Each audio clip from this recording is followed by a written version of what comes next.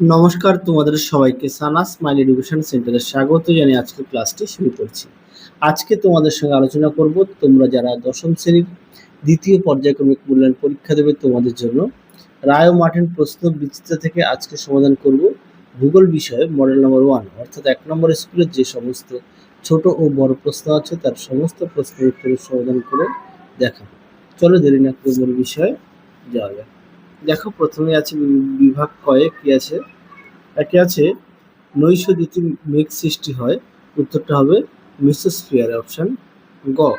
দুই আছে বাষ্পীভবন মাপা হয়, উত্তর লিখবে অ্যাটমোমিটার অপশান খ। তিনে দেখো অশ্ব অক্ষাংশ দেখা যায় উভয় গোলার্ধে, উত্তরটা লিখবে 25 ডিগ্রি থেকে 35 ডিগ্রি অক্ষরেখার মধ্যে অপশান খ। পরবর্তী প্রশ্ন দেখো 4 দেখেন আটলান্টিক মহাসাগরের নিম্নের কোন শীতল সমুদ্র স্রোতটি দেখা যায়, উত্তরটা লিখবে ল্যাব্রাডর স্রোত অপশান ঘ। 5 দেখো পৃথিবী ও চাঁদের মধ্যে দূরত্ব সর্বাধিক হলে তাকে বলে অ্যাপোজি অপশান গ। পরবর্তী দেখো 6 ভারতে অধিক প্রচলিত কৃষি ব্যবস্থাটি হলো জীবিকা সত্তাভিত্তিক কৃষি অপশান খ। পরবর্তী দেখো 7 একটি শিকড় আলগা শিল্পের উদাহরণ হলো, উত্তরটা লিখবে বস্ত্র শিল্প অপশান ঘ। 8 দেখো ভারতের ম্যানচেস্টার বলা হয়, উত্তরটা লিখবে আহমেদাবাদকে অপশান গ। পরবর্তী প্রশ্ন দেখো কি আছে, দুইয়ের একে উত্তরটা হবে প্রতিভা ঘূর্ণাবাদ, প্রশ্ন একটু দেখে নিও। দুইয়ের উত্তরটা হবে সমকোণে। আচ্ছা, এক দেখে প্রশ্ন দেখো কোন বিজ্ঞানী প্রথম আন্টার্কটিকা ওজন ক্ষয় লক্ষ্য করে, উত্তর লিখবে জেসি ফার্মি। দিয়ে দেখো ট্রোপোস্ফিয়ারের স্বাভাবিক উষ্ণতা হ্রাসের হার কত, উত্তর লিখবে 6.4 ডিগ্রি সেন্টিগ্রেড। তিনে দেখো বিশ্বের বৃহত্তম মগ্নচড়া কোনটি, উত্তরটা লিখবে গ্র্যান্ড ব্যাংক। পরটা দেখো বাম দিকের সঙ্গে ডান দিকের স্তম্ভ মেলাও। আচ্ছা, এক একটা হবে 3 অর্থাৎ অরুণাচল প্রদেশ, দুই একটা হবে 1 বিশাখাপত্তনম, তিন একটা হবে 2 অর্থাৎ চেন্নাই। আশা করি দেখে নিয়েছো। পরবর্তী প্রশ্ন দেখো শান্ত বলয় বা ডোলড্রাম কি, আর অথবা দিয়ে আছে আপেক্ষিক আর্দ্রতা কাকে বলে, এই প্রশ্নগুলোর মান হচ্ছে 2। দেখো আচ্ছা, তোমাদের ভূগোল বিশেষ সাজেশন দেওয়া আছে আগের ভিডিওতে, তোমরা একটু দেখে নিও যারা এখনো দেখোনি। দেখো ডোলড্রাম কি সুন্দর করে দেওয়া আছে, তোমরা এখান থেকে পড়ে নিয়ে একটু লিখবে। পরবর্তী ছিল আপেক্ষিক আর্দ্রতা 22 পেজ, সব রায় ও মার্টিন সহায়িকা থেকে দেখাচ্ছি। দেখো আপেক্ষিক আর্দ্রতা দেখে নাও, সুন্দর করে দেওয়া আছে, তোমরা অবশ্যই পড়ে নিয়ে লিখবে, এই বৈশিষ্ট্য পর্যন্ত লিখবে। পরবর্তী প্রশ্ন দেখো শৈবাল সাগর কাকে বলে, আর অথবা দিয়ে বান ডাকা কি। চলো দুটি প্রশ্নের উত্তর দেখো। দেখো শৈবাল সাগর কি সুন্দর করে দেওয়া আছে, তোমরা অবশ্যই পড়ে নিয়ে লিখবে।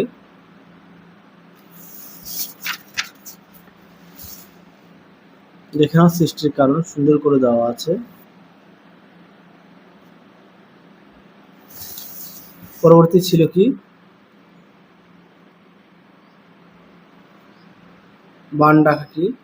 দেখো বান ডাকা কি সুন্দর করে দেওয়া আছে, তোমরা অবশ্যই পড়ে নিয়ে লিখবে, সঙ্গে অবশ্যই উদাহরণও দেওয়া আছে, দেখে নিও।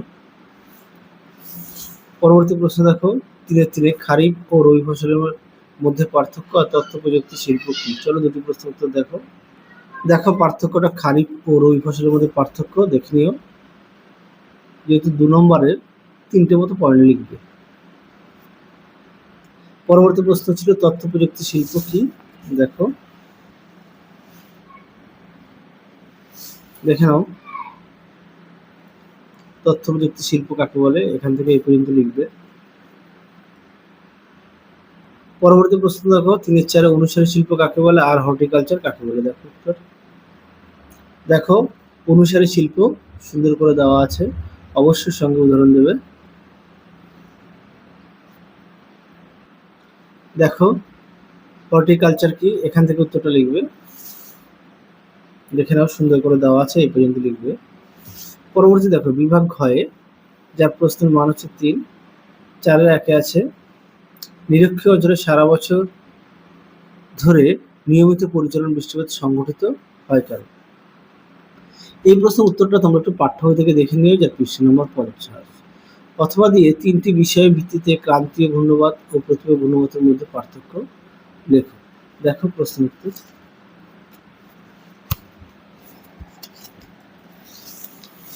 দেখো প্রশ্ন উত্তরটি সুন্দর করে দেওয়া আছে, তোমরা অবশ্যই পড়ে নিয়ে লিখবে।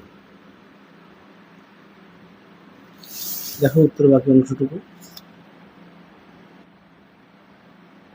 পরবর্তী প্রশ্ন দেখো, সমুদ্র তরঙ্গ ও সমুদ্র স্রোতের মধ্যে পার্থক্য। দেখো প্রশ্ন উত্তর। এই প্রশ্নটা খুব আসে পরীক্ষায়, তোমরা অবশ্যই ভালো করে পড়বে আর অবশ্যই সঙ্গে বিষয়গুলো উল্লেখ করবে। পরবর্তী দেখো, ভরা জোয়ার ও মরা জোয়ারের মধ্যে তুলনামূলক আলোচনা করো।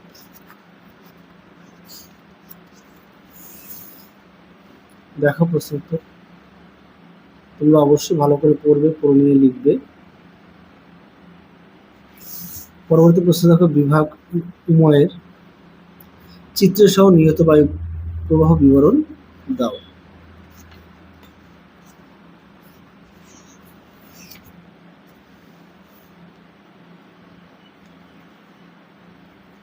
দেখো প্রশ্ন উত্তরটি, প্রশ্ন একটু দেখে নিও।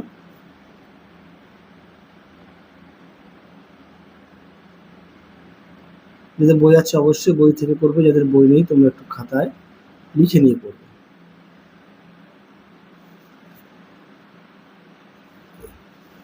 পরবর্তী প্রশ্ন দেখো, বায়ুমণ্ডলের উষ্ণতা ও তারতম্য কারণগুলি ব্যাখ্যা করো। দেখো প্রশ্নের উত্তর। দেখো উত্তর। তোমরা অবশ্যই পড়ে নিয়ে লিখবে, প্রশ্নটা একটু মিলিয়ে নিও। দেখো উত্তরের বাকি অংশটুকু।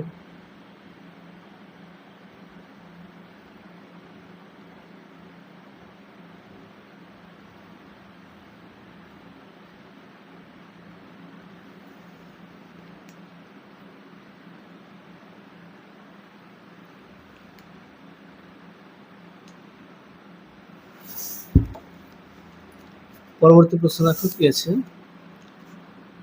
ভারতে অসম জনসংখ্যা বন্টনের 5টি প্রধান কারণ আলোচনা করো।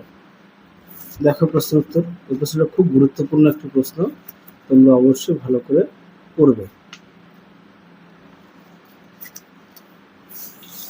দেখো প্রশ্ন উত্তরটি।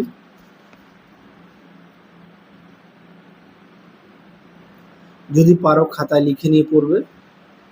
এই প্রশ্নটি তোমাদের সাজেশনে দেওয়া আছে, দেখে নিও সাজেশনটি, আশা করি উপকৃত পাবে। সমস্ত বিষয়ে সাজেশন দেওয়া আছে।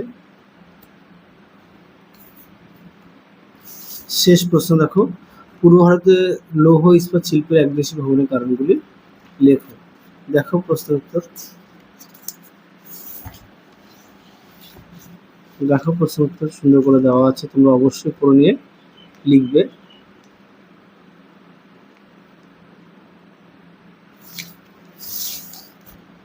দেখো উত্তর।